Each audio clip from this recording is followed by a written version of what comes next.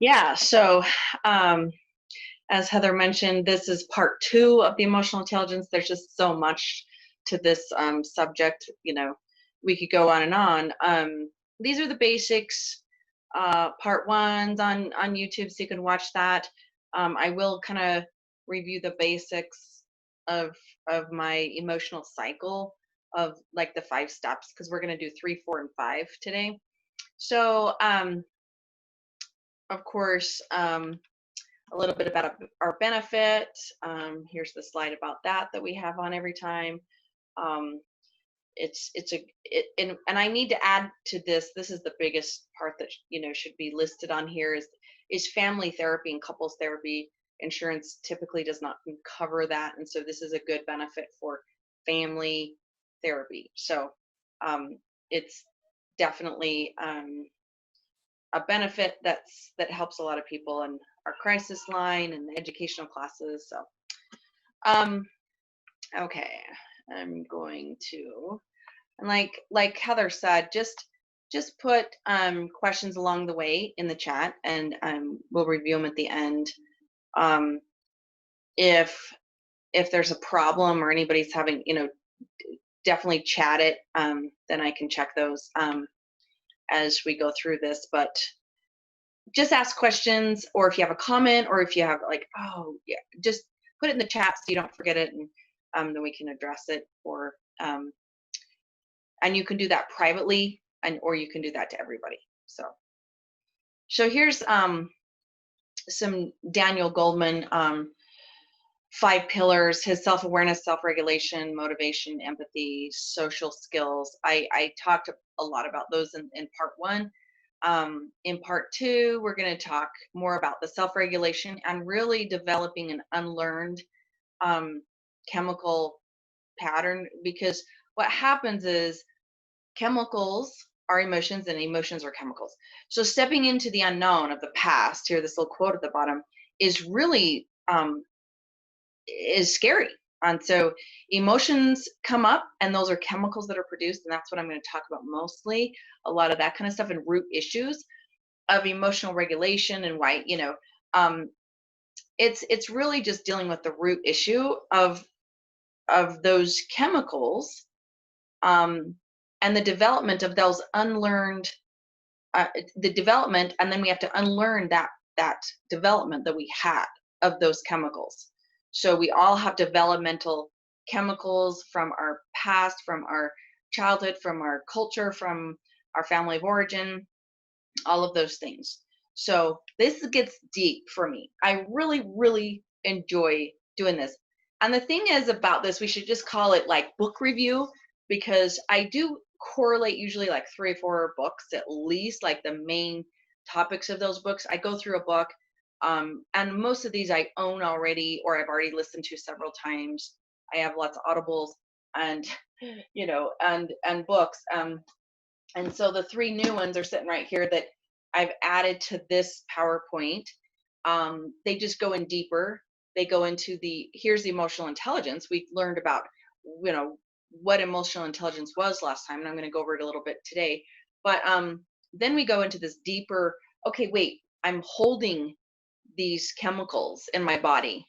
The emotional code, the molecules of emotion, and then this one's like feelings buried alive never die. So feelings that are buried alive never die, is one of a lot of people's favorites. So, and there's so many on mindfulness, and I just taught brainstorm last week on the adolescent brain, and that's Dan Siegel. And so there's tons of stuff he talks about emotion there, of course. I mean, all of his books, I have 5 of them here on my desk last week, of brainstorm, of like mindsight and the developing brain, and the whole brain child is one of his. They're up there on my shelf. So, and aware. So there's so much of this that's in mindfulness that's correlated. So emotions have a big part of our lives and our bodies. So of course, real quick, this is what emotional intelligence is. the ability to find awareness and manage and apply those skills after we manage it. And that will assist in relationships and self and well-being. 100%. That's just how it works. So awareness, we have to have the awareness. That's mindfulness. That's Dan Siegel. That's mindsight. That's being present. And awareness is identifying your secondary emotions. Managing those, that's where we're going to get into a little bit more empathy, assertive behavior, teamwork, self-control, well-being. Hands down, I have 4 or 5 research studies that I could read to you right now about the immune system and your chemicals that are your emotions in your body and how that affects us. So reducing stress and harmony, or increasing harmony and love and self-confidence, and boundaries. It just, could go on and on about your well-being. So people who possess a high degree of emotional intelligence know themselves very well and are also able to sense the emotions of others. That's empathy. And they're affordable, resilient, and optimistic. So the optimistic is actually called a fixed, a growth mindset, and a fixed mindset is the opposite, is a pessimistic. So, and so here's a little quote about, anger. So I like it. It's just like anybody can be angry, right? And anger is an okay emotion. All emotions are good. They're all signs. So here's the okay, anybody can be angry. That's easy. But to be angry with the right person at the right time, the right degree, and the right purpose, in the right way, you didn't punch a wall, you didn't get domestic, you didn't get, fighting. That is not easy. And that is not within everybody's power, and it's not easy. So it's like, okay, so, and I love the word power, and I love that it's not easy. I mean, we just have to face that and say, okay, where's my power and how can I get my power back? Because this is not easy. When we're doing the right thing, it's not easy. It's just not, it's not going to be. So, frontal lobes. So we have to understand what this means, because this is the biggest part of like the wheel here, and the frontal lobes, thoughts, feelings, and behavior. So we have the brain. This real quick, went over this last time. Self-talk happens in between the thoughts and the feelings, and the response, the physiological response system of our body. So in the frontal lobes is where we want to be, and that's where we do self-talk, and that's what we're going to cover in number 4 today. Step 4 is self-talk. So we have to remember where the self-talk comes from, and that's in the frontal lobes. And this is where we reason and have logic, and we organize our thoughts and organize ourselves. So it's really important to know that we have a thought that comes in first, then that sends us to a feeling, and then that sends us to a behavior / belief system. So we're now getting into the belief system of this part. So we have a behavior, but we have a behavior, yes, but that behavior is connected to a belief system. And that sometimes is what we have to reverse. We have to change our belief system sometimes. We definitely do, to get through this. So right side, left side. So there's 2 parts. So this is diving into more of the frontal lobe. So the 2 parts, right side, left side, this is what's going on. So just know that, right side is the nonverbal, is the creative, is the power, is the raw emotions. The left side is logic and linear, and looks at the outside world. You can see the outside world and make meaning of it, and then you express that. It's not nonverbal, it's verbal. So that's the logic side. It's awesome. But we need to use both sides, and I'll talk about that. But the stimulus between those 2 frontal lobes is space. And I love that word. Space is our power to choose our response. That space in between is actually called, and I've tied it to this Viktor Frankl quote of his little book, is the response that lies in our growth and our freedom. So that little space in between is wise mind. And here's the frontal lobe. And see, if I was on the board teaching this, I write it on the board and I draw it out. And here's the frontal lobe, and here's the emotional side, and here's the logical side. And in the middle, that space is our power, because we have to use both. And then that's how we respond. Remember, so after the feeling, we have a behavior and a belief system, and that's what we respond from. But we have that freedom, we have that growth that we can use. So when Heather sends out the PowerPoint, I will attach this wheel. It's just a really good reference to learn about your secondary emotions and keep track of them and put on the fridge, and but I have to explain a little part. So here, the happy, peaceful side is when we feel worth and higher purpose and understood. That's when we are in that side. If we're in loss, grief, and trauma and we feel powerless, once again, then we're in the other side and we're scared and shameful and mad and sad. And those are primary emotions from those. So real quick on that. And then here's the cycle that I'll also send you. And so there's kind of 5 steps that I've come up with really going through just an emotional cycle. And this is what we do all day and every day with every emotion, really. And we want to get to number 5, which is practicing that, which is tracking your emotions and then practicing your self-regulation, and practicing a 10-minute skill, being vulnerable, being in a higher purpose. Because remember, on that other side of the wheel, it says, it's like, oh, here's the higher purpose. So when you're on this side of the wheel, we're power. We're not powerless because we have a higher purpose, we have worth, and we feel understood. And so we go, okay, I can practice this vulnerability with a higher purpose, and I'm willing and open, and that's a growth mindset opposed to a fixed mindset. But we have to get there by self-talk. And if you're not here and in frontal lobes, good luck. You're not self-talking. So that's part of the issue. Okay. So on to number 3. So if you want to learn about number 1 and 2, definitely watch the other PowerPoint. And if you want the PowerPoint that you missed it or you didn't know about this, then we can always send you the PowerPoint of the first one. But the handouts are going to be the same, everything else. And you can always email me for anything and any handouts or questions, Carol@blomquisttail.com, and it's with a Y. It was on the first slide of my cell and my email. So number 3, okay, this one's really tough. And when I'm working with a client, we go through number 1, number 2. And then we're like, we're not at number 3 yet. So now let's say we're at number 3, where we actually release judgment and we release our shame and we allow ourselves to have emotion. We're tracking our emotions. So we give permission to ourselves, because if you are in denial, that's the opposite of acceptance. And we're in pre-contemplation and contemplation stages of change there. So when we get to accept, we're actually prepping, and we're actually going to the stage of action. So we have to accept it first. And I mean, this is all correlated with so many things, promise.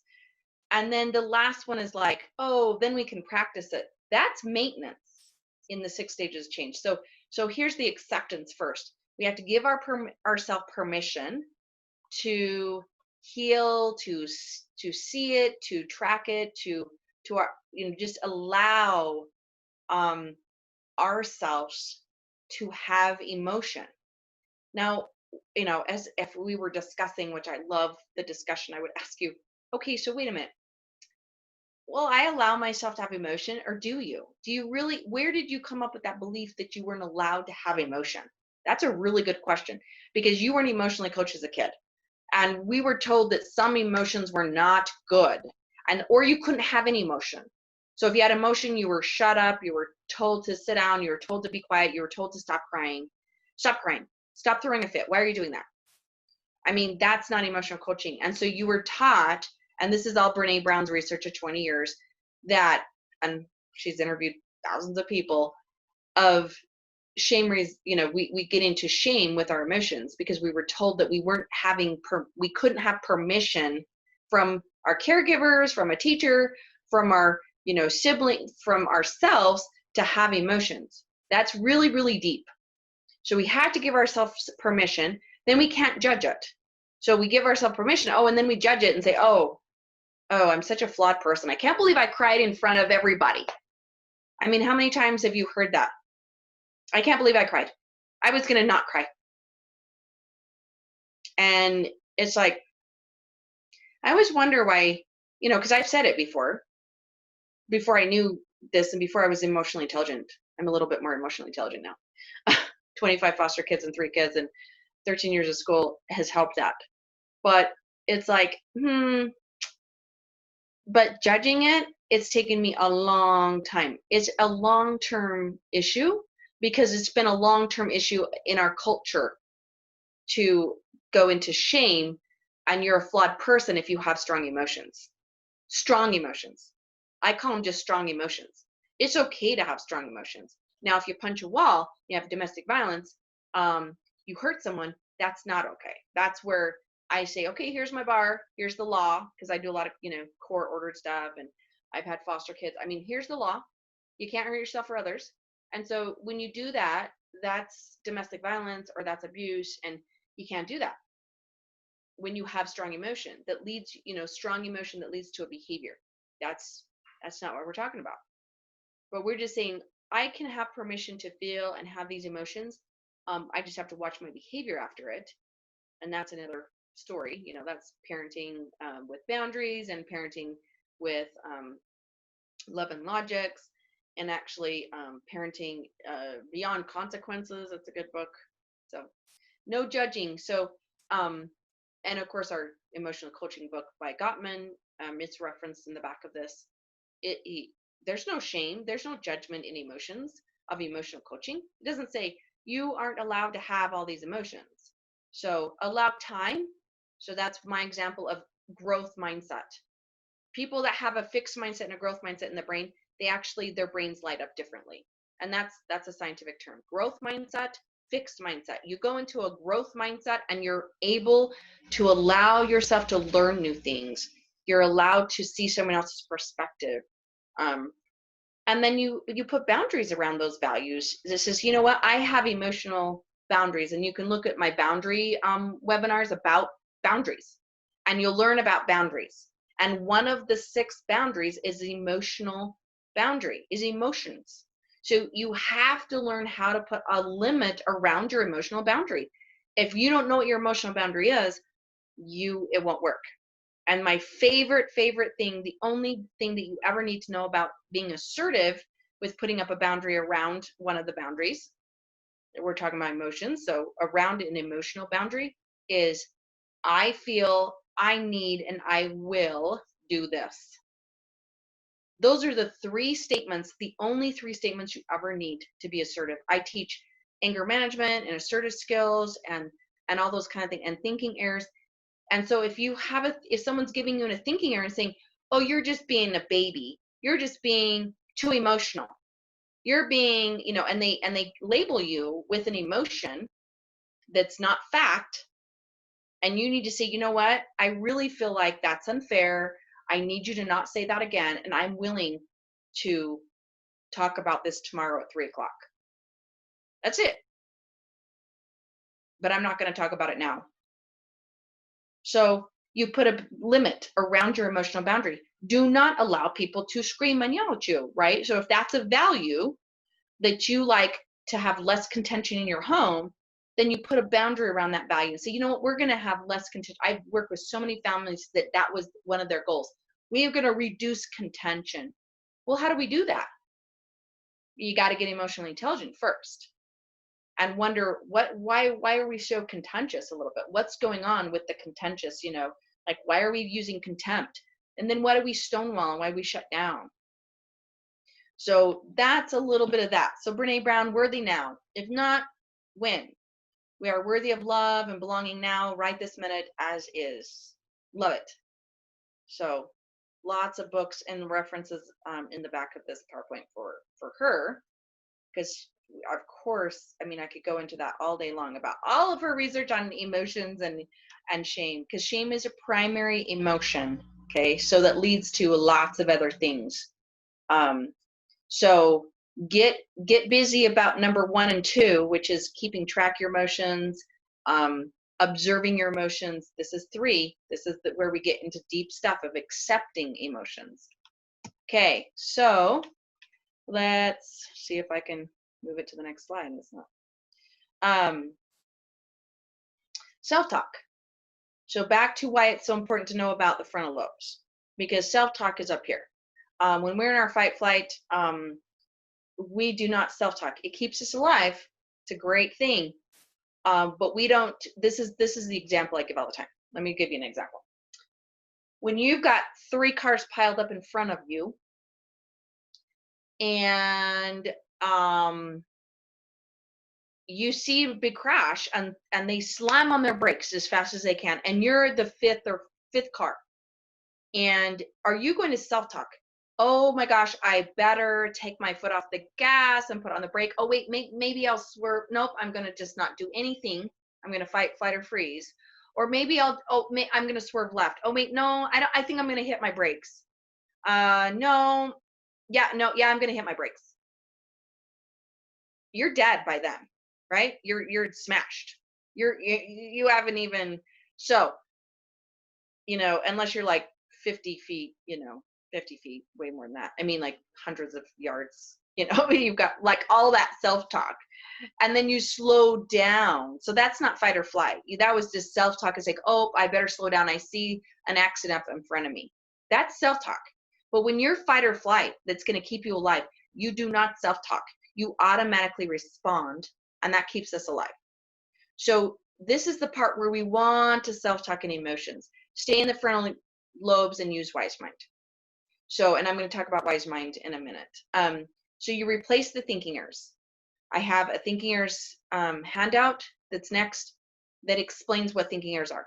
So I'm definitely going to be doing a thinking errors class, probably like in a month or 2. Like I'll definitely add that to the list, because it's super, super important to understand what thinking errors are and your negative stories.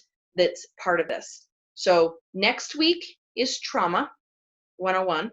And then next month will be some thinking errors.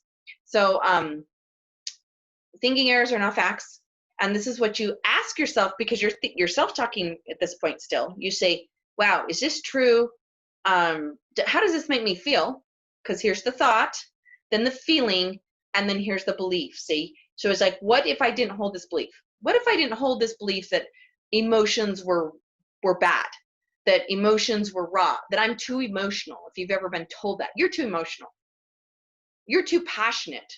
That's what I wish people would say to me. Like, you're just really passionate, but it's not a bad thing. Or, like, you're too passionate, you're too emotional, you're overreacting right now. That is a thinking error. That's a black and white. Someone is reacting because they probably have a really good reason to, but we don't know what that is sometimes. So then we stop it. We don't like to sit in that strong emotion. So of course, once again, we release the judgment and replace it with could. I could have done better and I didn't. Okay. But don't tell me I should have done better. I should do this. You should calm down. You should not cry. You should, do your homework. You should clean your room. You should. That's number 7, I think, on the thinking error list. So that's where we really have to, and that is shame. So should is shame. So that's why it's a judgment. We're going to shame ourselves or others, and that's where we get into trouble. So this little quote, be careful how you're talking to yourself, because you are listening. It is a repetitive mantra. If you want to tell yourself this, you will.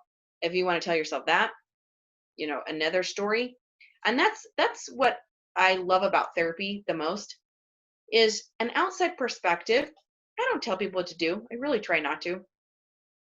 I just say, well, I'm hearing your story, but what about this story? And it's really nice to have a different perspective. And, oh, wait, because the first story was a thinking error story. And then here's the other story. Or like, what about this story? And it helps you go into a growth mindset. So here's the thinking error list. So just look at them. There's 10. And so it's like, these are the basic definitions of thinking errors. So just know what those are. Make sure you're watching your boundaries around them. Don't let people overgeneralize and tell you and never and always, because that's a black and white thinker, and absolutes don't work. Labeling, mislabeling, shoulds, blowing things, and blame. So personalization is like, I'm going to take on someone else's problems when I don't have control over it. That's a thinking error. So okay, so number 5, we got to practice. So this is the last step, and then we go into the first step again, observing again every single day, and we accept, and then we self-talk, then we practice, then we accept again, and so it's a cycle. It keeps going. So emotional regulation is wise mind when we use logic and emotion together, and that makes sense. We practice a 10-minute skill. So a distraction. So I used a little bit of examples here. So a distraction is 10 minutes to 2 hours. So what happens is, to distract our story or our thinking errors or our impulses or our extremes, we gotta stop and just use 10 minutes.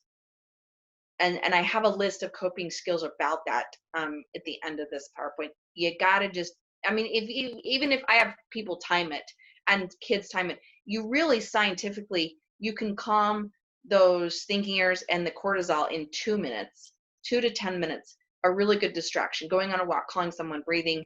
Mind dumping is just mind dumping your frustrations on paper. Vulnerability, we got to practice vulnerability. So Brene Brown says, you got to use courage and creativity and connection and compassion to combat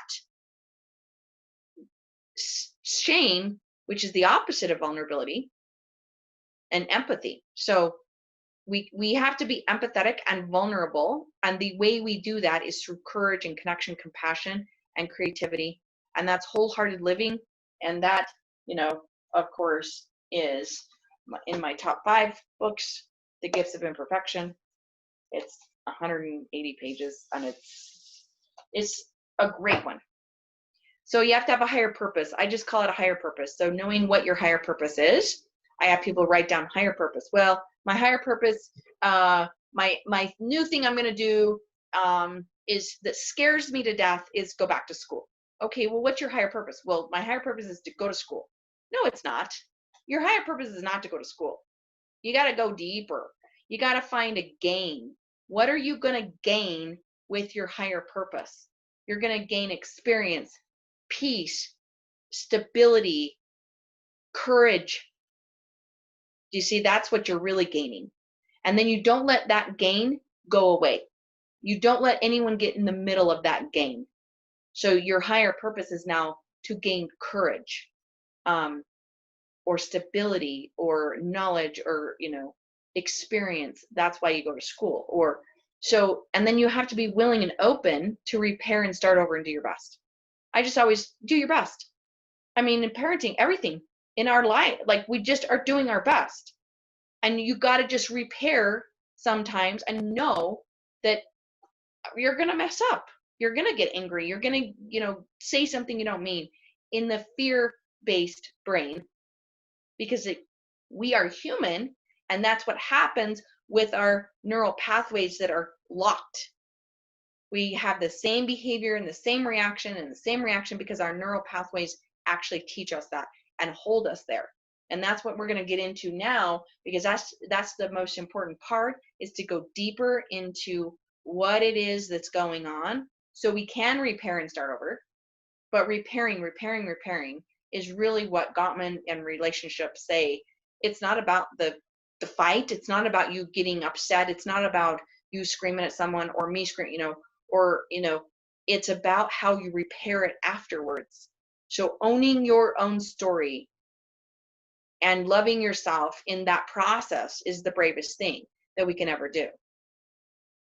Brene Brown. So it's like, that's the process. That's my favorite thing out of all of this, is we can repair and start over. We're not going to be perfect. We're going to go into our fight or flight, especially when we're burned out during COVID, stressed out, and that's where we have to get to the root of that stuff, and we have to get grounded and balanced so we can repair better and start over.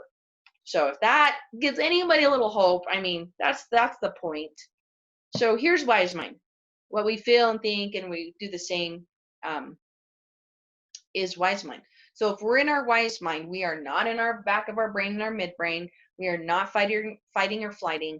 We are self-talking still. We're reasonable. We're cool. We're task focused. We're emotionally focused. We're dependent on our moods to send us to a behavior. Remember, we can't skip over our feelings and our mood and our emotion. So it's like, okay, wait, my emotion's hot. So you're emotion focused. So it's like, okay, what do I do when my emotion's hot? Well, it's not a real good time to try to solve a problem. So calm the hot a little bit, go to warm, and then go to reasonable. Oh wait, so here's logic. I can just, you know what? Give me 10 minutes and I'm going to come back to you and we're going to talk about this. That's a 10-minute distraction that you go do. Then you're reasonable. Then you can come back and go, okay, now I'm warm, so I can deal with this. So hopefully that helps. Hot, cold. So our feelings are reds and our thinking is blue. Okay. And I hope you can teach that to kids. Anybody that you're dealing with, if any teachers are in here, any kid, anybody that has parents, I mean, 92% of you in America will have a child. So I think that might have gone down now. So I don't know, but I don't feel for, and it, I'm like, for the first time in 21 years, as a 21 years school starting, and I put 25 foster kids through school too. I did not send any kids to school this year for the first time in 21 years, and it felt really good.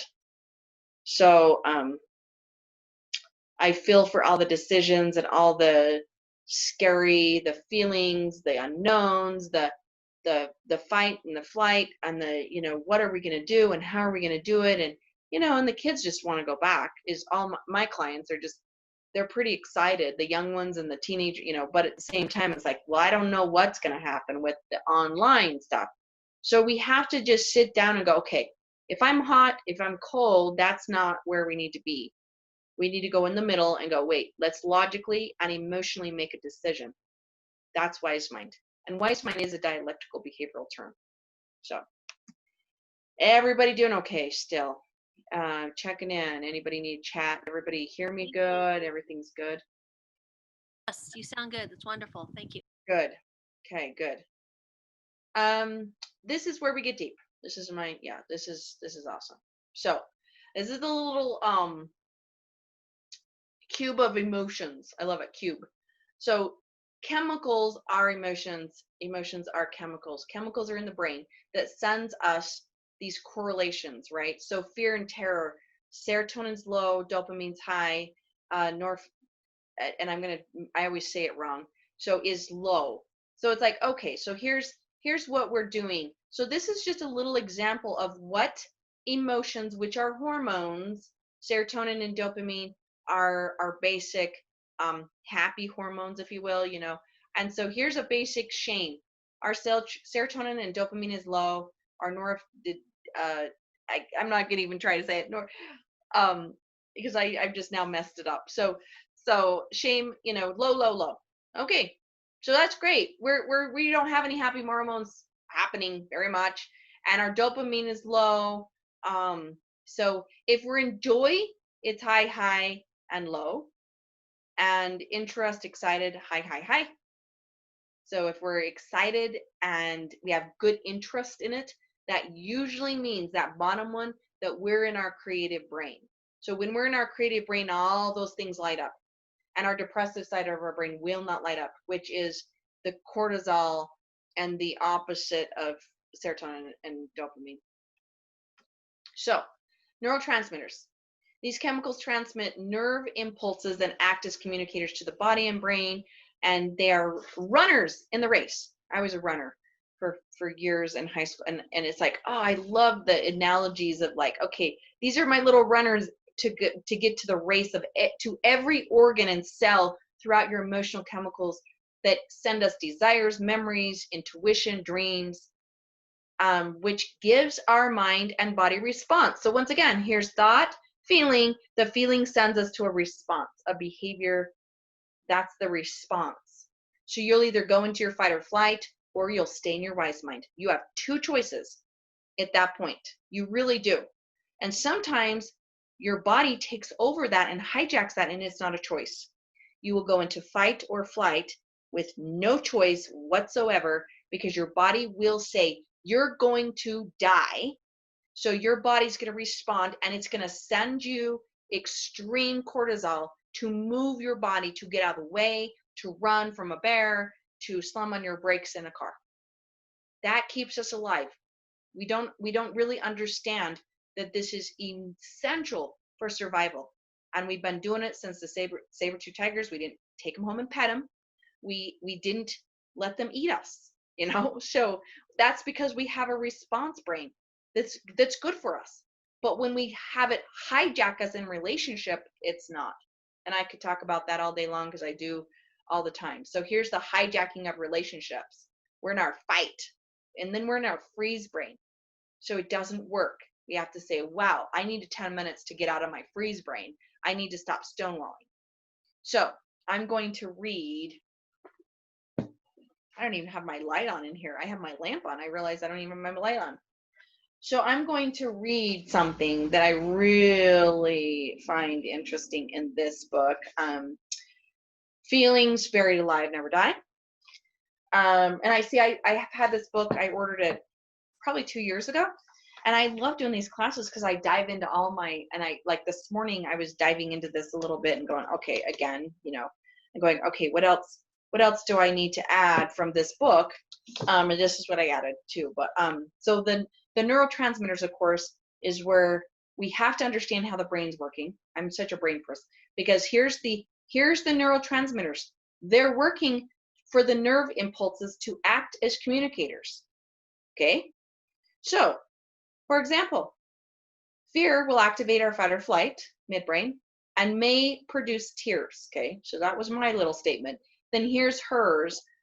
Crying literally serves to relieve the stress that is caused, a conditional chemical emission that eventually leads to illness.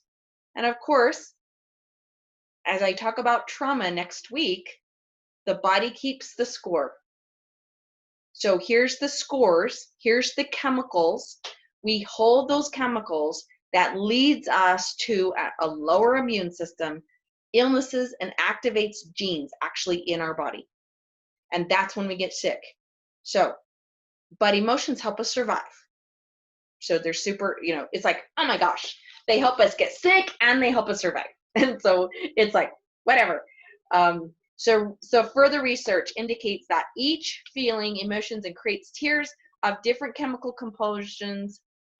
This is why it feels so good to cry. When we feel some of the feelings, we do. Really, honestly, let kids cry, celebrate it. So on the contrary to what some people think, tears are important. They really are. And I'm going to get excited about this in a minute. So literally serves as an overbalance of chemicals. I read that. Never apologize for crying or shedding tears. We serve our health as well as our emotions when we cry. We serve our health and our emotions when we cry. We are servicing our health. I love it. The chemical present in our tears during the particular emotion is stimulated in the present in other parts of our body. Absolutely. The prolonged negative feeling of any kind can cause a continually chemical emission that even eventually brings our chemical imbalance to our body. That's where we get sick. This can lead to illness. That's where that. Nevertheless, feelings and emotions are absolutely necessary in our lives. They help us survive.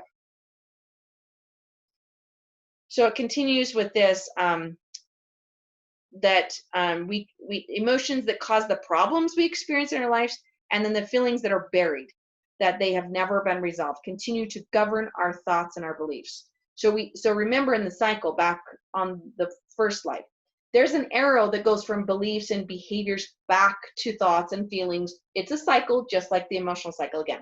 So we keep on doing that and keep on doing that.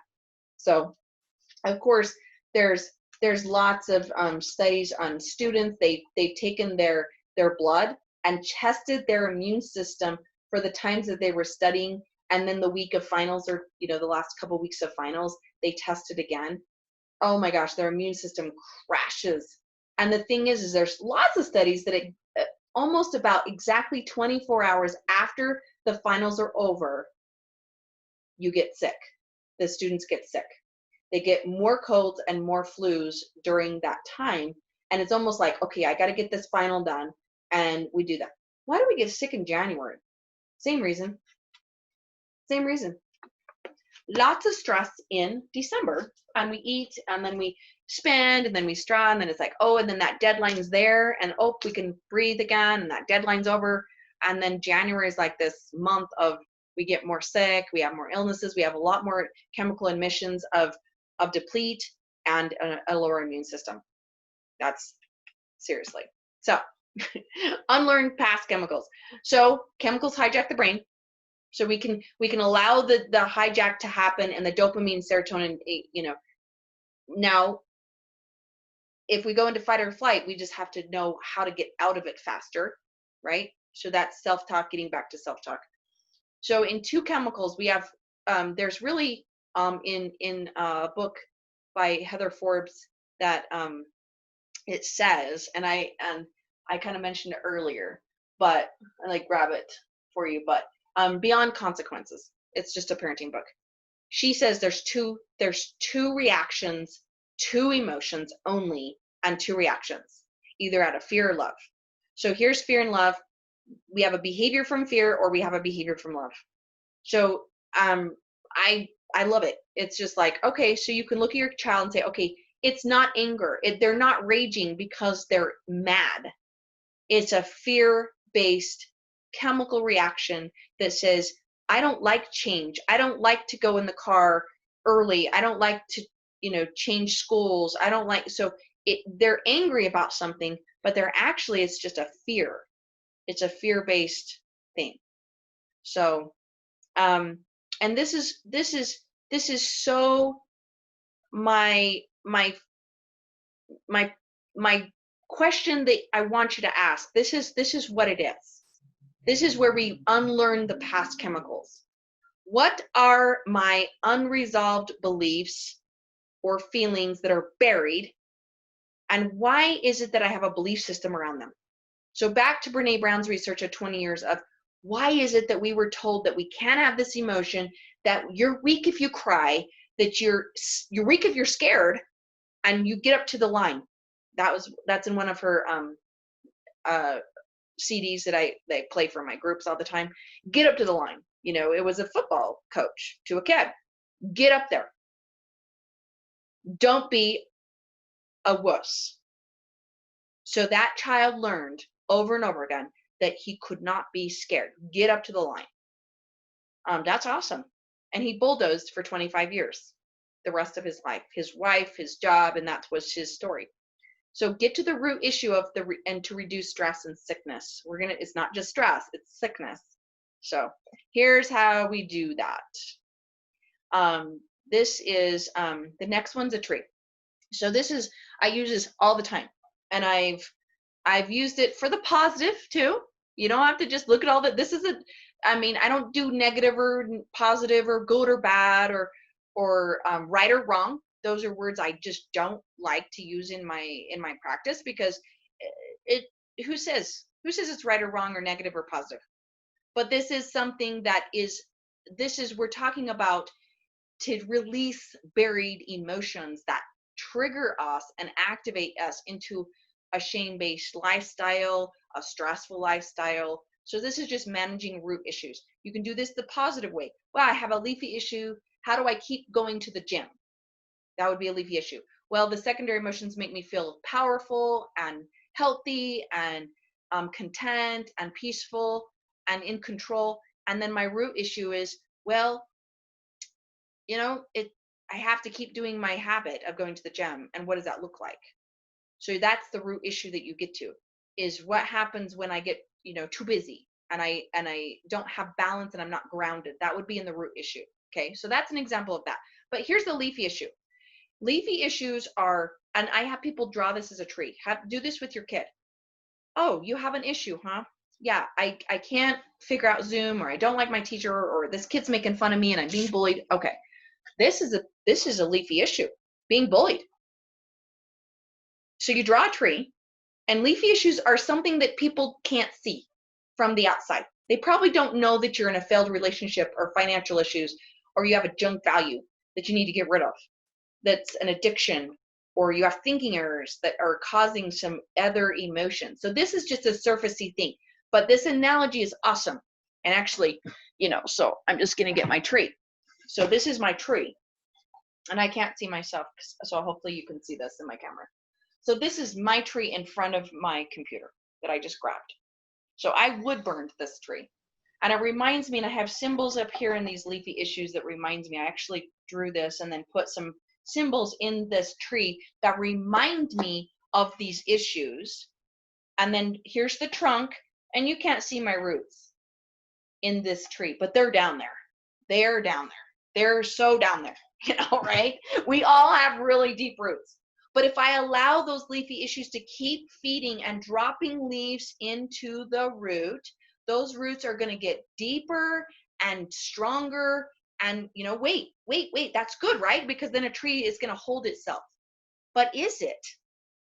So is it? Is it something that we need to look at and go, okay, yes, we need our tree, or is it going to die because you keep on feeding the root the wrong things, right? So that's the leafy issue. Those can change. So if someone loses their driver's license to a DUI, that's a leafy issue. That sucks. And then it's like, wow, this really makes me feel hurt and inadequate and raw and stuck and feared and really angry. And I feel hopeless. And then the root issue is, well, there's actually trauma and self-concept issues, abandonment issues, shame, denial, mental health, chronic mental health, and chronic health issues. So there's so really loss, grief, and trauma is very broad. So I kind of put in parentheses developmental or relational. So there is developmental or relational trauma in the root issues, and that is what I wanted to go over next week, because we have to understand what relational and developmental trauma actually is. So if you don't know what that is, and you are trying to deal with that root issue, so the root issue is we have to treat that. You have to get EMDR around that. You have to get therapy around that. You have to do your own, release of that, so it doesn't keep on getting deeper. So if that makes sense, that's just a little exercise that you can do. It's like, what's my leafy issue? It can be 1 month, it can be this day, it can be a year, it can be 2 seasons, it could be 2 years that you have this leafy issue and you have this financial burden, and in 2 years you're working to get out of debt or something. So then, but this is how it makes me feel. Oh, but here's the root issue, is that I have compulsive behavior. That's a mental health issue. Well, that compulsive behavior ends up making you relapse with your financial issues. Do you see how it goes back up?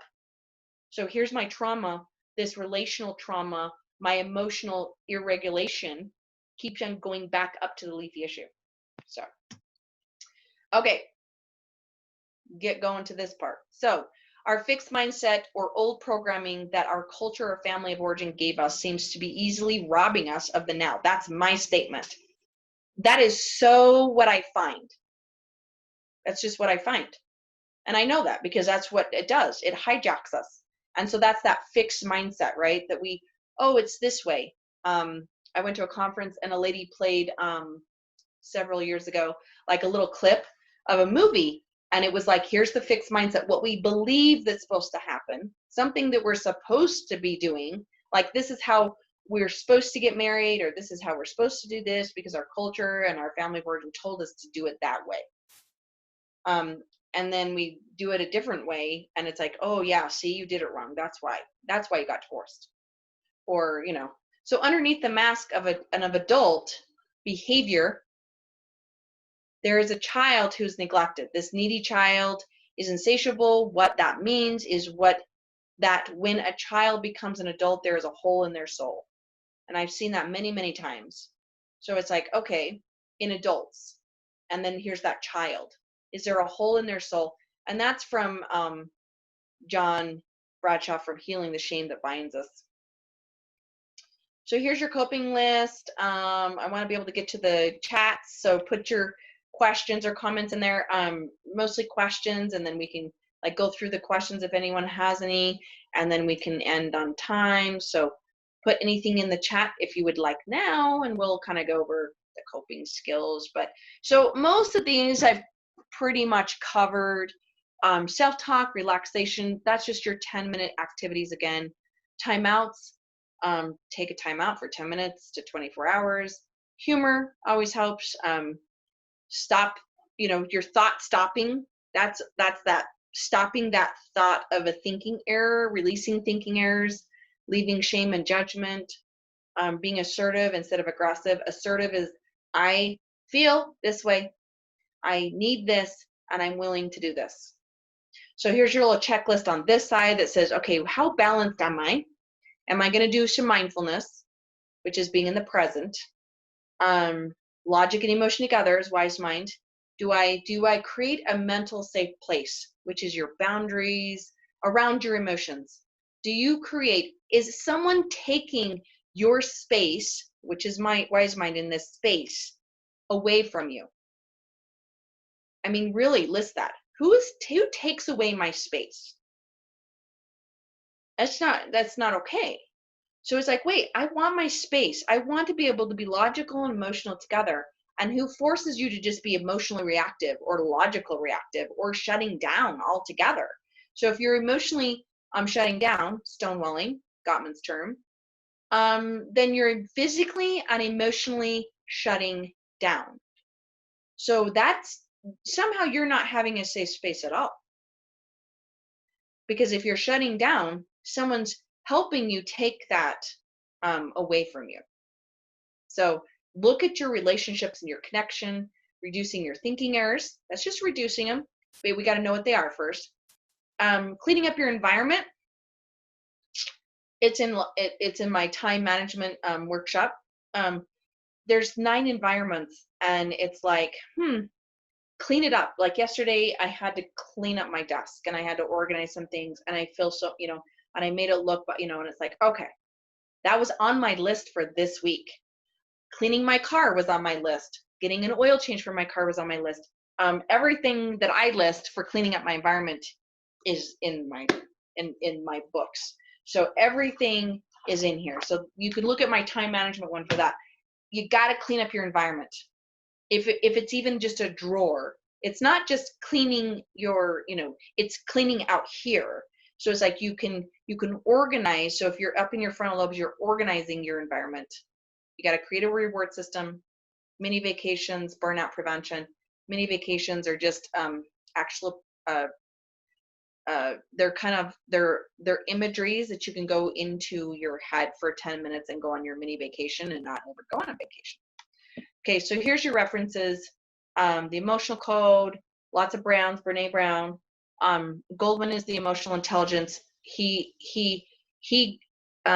coined that. Emotional intelligence and did lots of research on emotional intelligence and IQ.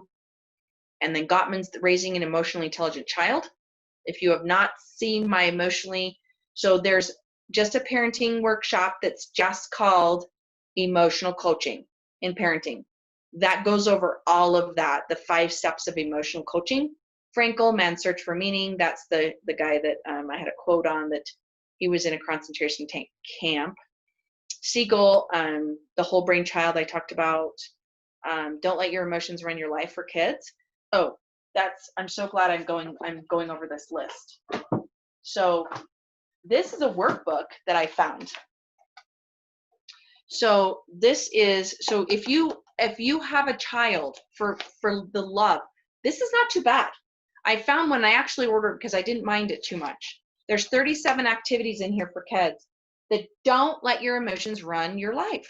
So this is like, wow, I have power over this. And it's also awareness, it's emotional coaching, it's all kinds of Solon and Kress, however you say their last name. So yeah, I liked it. It was like, $15 on Amazon, $16. So, and then Truman is the Bearing Alive, don't bury your emotions alive, because they don't get buried. They just they never die. I mean, they get buried, but they're never, they never die. Okay, so let me go on to this chat here. Best way to truly identify the root issue. To go to therapy a little bit. So you think about your traumas. So list your losses, griefs, and traumas in the past 10 years. So whatever that looks like. And another way to do this, because I do this in substance abuse groups, is a timeline. So if you write out your timeline and you go from 0 to now, and I'm 47, and my timeline would be, here's my significant things, great happy things, and here's my grief and loss and traumas along the way, and you're going to identify your root issue right in that timeline. And those timeline situations of loss, grief, and trauma will be in your root issue. So if you had a bond break with your caregiver between 3 and 0, did I just say 3 and 0? I have dyslexia. 0 and 3. So if you have an emotional bond break, which is an attachment issue, and you had something happen, like your parents got divorced when you were 2, you're going to have that in your root issue. Attachment issues will be in your root issue. Do you see? So yeah,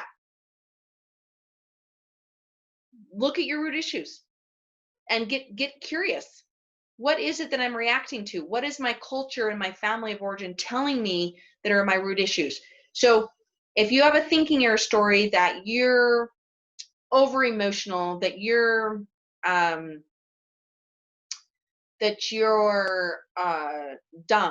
or that you aren't your worthlessness is not there, your confidence is not there, that stems from somewhere a long time ago, a story, a shame story, that kind of stuff. So there's lots of shame in the root issues. So kind of go back into your journals, or go back to your childhood a little bit and go, okay, where's my timeline? What does that look like? So more working with others, helping. So anything else? Let's see.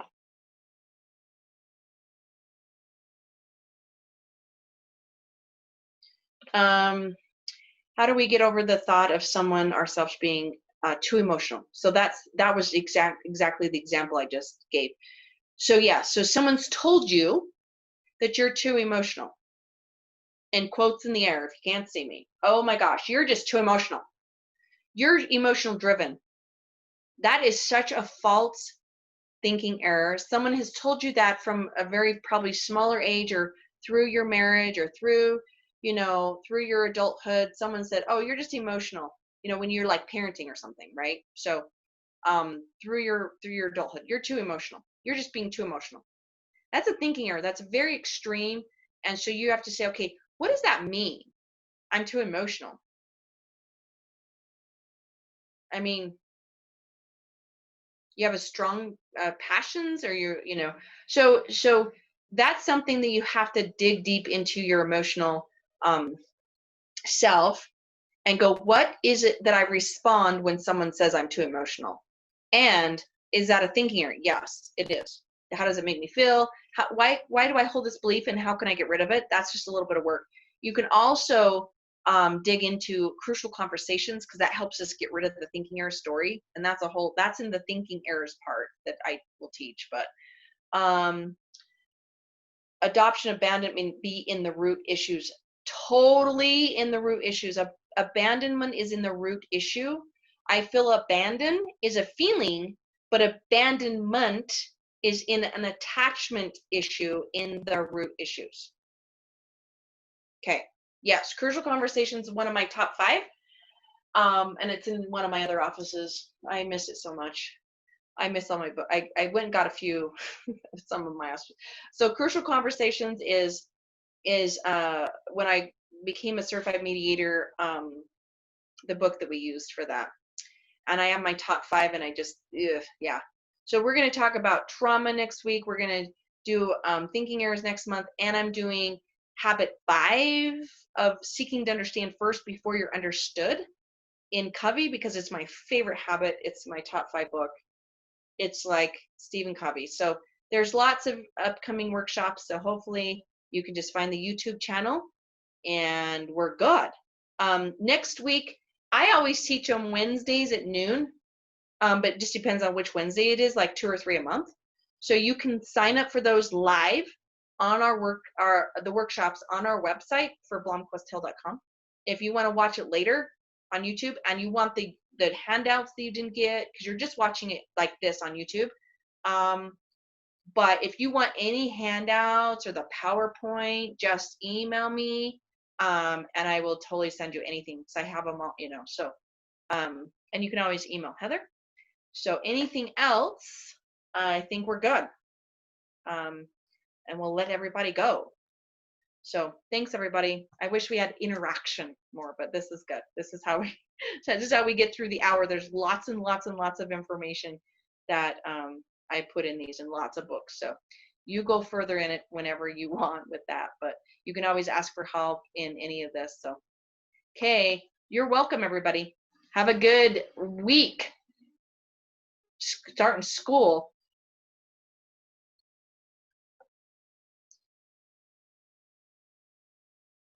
So I'm going to go to here.